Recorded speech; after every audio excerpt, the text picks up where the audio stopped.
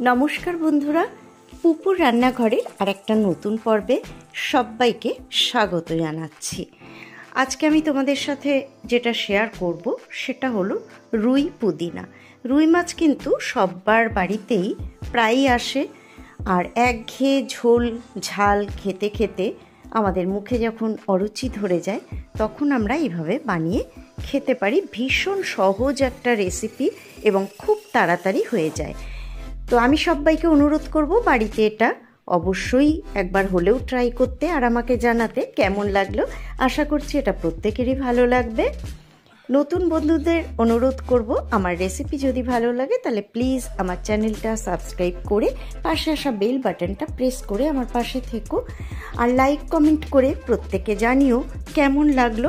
তাহলে আমি কিন্তু রেসিপি দিতে আরও উৎসাহ পাবো। ভালো মন্দ সবটাই তোমরা জানিও কেমন তোমাদের লাগলো। তো চলো শুরু করে দিই আমার আজকের রেসিপি। আমি এখানে রুই মাছের দুটো পিস নিয়েছি, বেশ একটু বড় মাপের আর একটু মোটা।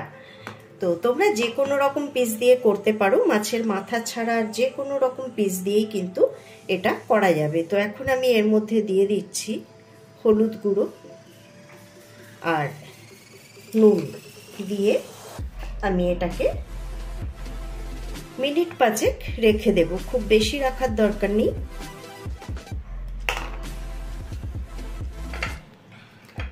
এটা কিন্তু ঠিক একইভাবে কাতলা মাছ দিয়েও করা যাবে, আর খেতে এটা এতটাই টেস্টি হয় যে একবার খেলে বাড়ির সবাই কিন্তু আবারও এটা খেতে চাইবে।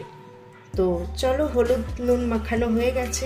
এখন এটাকে আমি মিনিট 5-10 মিনিট যেমন লাগবে, হাতে যতটুকু সময় থাকবে, কম করে মিনিট 5 এটাকে এভাবে রেখে দিতে হবে। এবার আমরা একটা মশলা তৈরি করে নেব। তোমরা দেখেছো প্রথমেই যে আমি পুদিনা পাতাগুলো কিভাবে ছাড়িয়ে নিয়েছি। তো পুদিনা পাতাগুলো ছাড়িয়ে পরিষ্কার করে আমি জল দিয়ে কয়েকবার ধুয়ে নিয়েছি। এখন মিক্সির ছোট জারে সব পুদিনা পাতাগুলো আমি দিয়ে দেব।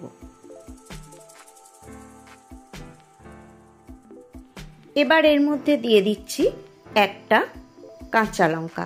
তোমরা যদি ঝাল বেশি খেতে চাও তাহলে তোমরা ঝাল বাড়িয়ে দিতে পারো। দিয়ে দিলাম 1/2 ইঞ্চি আদা, খোসা ছাড়িয়ে ধুয়ে ছোট টুকরো করে দিয়ে দিলাম। এবার দিয়ে দেব 1/2 চা চামচ ধনে গুঁড়ো। যেহেতু 2 পিস মাছ তাই 1/2 চা চামচ ধনে গুঁড়োই কিন্তু যথেষ্ট। দিয়ে দিলাম 1 টেবিল চামচ টক দই। ঘরে যদি টক দই না থাকে তাহলে তোমরা এর পরিবর্তে একটু লেবুর রস দিয়ে দিতে পারো। এবার দিয়ে দিলাম বেশ বড় 2 কোয়া রসুন। ছোট কোয়া হলে তোমরা 5-6 কোয়া রসুন দিয়ে দেবে। এবার এটাকে একটা স্মুথ পেস্ট আমি তৈরি করে নেব। এরকম একটা স্মুথ পেস্ট তৈরি করে নিতে হবে। এবারে গ্যাসে আমি কড়াই বসিয়ে গ্যাসটা অন করে দিয়েছি, আর এতে আমি দিয়ে দেব সর্ষের তেল মাছটা ভাজার জন্য। আমি 3 টেবিল চামচ সর্ষের তেল এতে দিয়ে দিলাম। তেলটা ভালো মতো গরম হয়ে ধোঁয়া বেরোতে শুরু হয়ে গেছে। তো আমি কড়াইয়ের চারপাশে তেলটা লাগিয়ে নিলাম, আর এবার আমি মাছগুলো ভেজে নেব।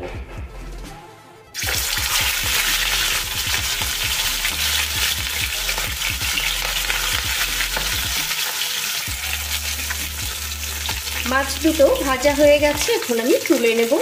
বরফের মাছ হলে একটু কড়া করে ভেজে নিতে হবে। আমার মাছটা যেহেতু বরফের মাছ নয়, তাজা মাছ, সেই জন্য এটাকে আমি খুব কড়া করে কিন্তু ভাজিনি, তাহলে মাছটা খুব সুন্দর সফট হয়।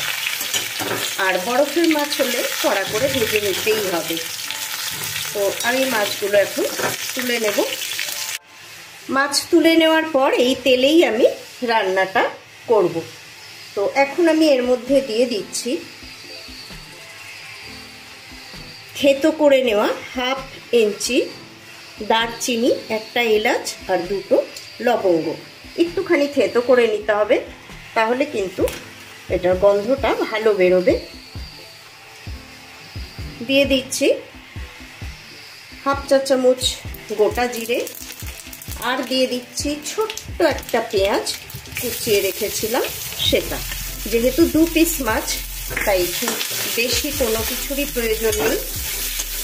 তো এখন আমি লো ফ্লেমে এগুলোকে একটুখানি ভেজে নেব। এই সময় এর মধ্যে দিয়ে দিচ্ছি হাফ চা চামচের একটু কম নুন। আমরা একটু নুনটা কম খাই, তোমরা তোমাদের স্বাদ অনুযায়ী নুনটা দেবে। এই সময় দিয়ে দিলাম, তাহলে পেঁয়াজটা ভাজা হয়ে সফট হয়ে যাবে তাড়াতাড়ি। আর এতে কিন্তু আমি হলুদ একদমই দেব না। তো পেঁয়াজ আর মশলা ভাজা হয়ে গেছে, একটা দারুণ সুন্দর মিষ্টি গন্ধ ছেড়ে দিয়েছে। এইবার আমি এর মধ্যে দিয়ে দেব যে পুদিনার পেস্ট করে রেখেছিলাম সেই পেস্টটা। ফ্লেমটা কিন্তু লো রাখতে হবে এই সময়ও। আর এই মিক্সিটা ধুয়ে দিয়ে দেব কিছুটা জল।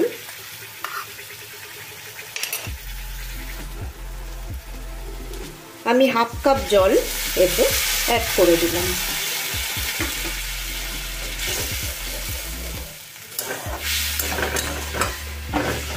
এটা একটুখানি ফুটতে দেব।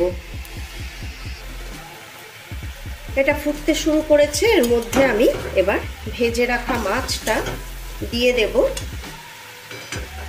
আর এর মধ্যে আমি আরও একটুখানি জল দিয়ে দেব।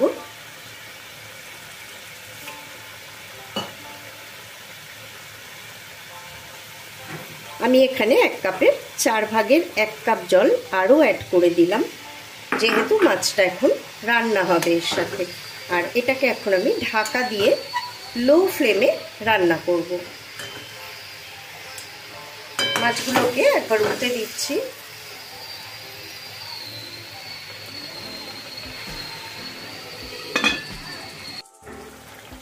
ফিরে এলাম মিনিট 2 পর। এবার আমি এর মধ্যে 1/4 টিস্পুন দিয়ে দিচ্ছি গরম মশলার গুঁড়ো। হাতটা ঝেড়েই দিলাম, কারণ হাতে লেগে রয়েছে। আর এটা কিন্তু একদম কমপ্লিট। ভালো করে মিশিয়ে দেবো, এরকম গা মাখামাখাই হবে। এই গরমে কিন্তু ভীষণ উপাদেয়, তোমরা বাড়িতে অবশ্যই এটা ট্রাই করে দেখতে পারো, খেতে কিন্তু ভীষণ ভালো লাগে। এবার আমি এটাকে নামিয়ে সার্ভ করে দেব।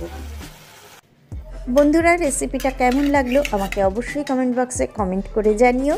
আজকে এই পর্যন্তই বিদায় নিচ্ছি, আবারও ফিরে আসবো পরের পর্বে এরকমই সুন্দর কোনো রেসিপি নিয়ে। সবাই ভালো থেকো, সুস্থ থেকো, সাথে থেকো।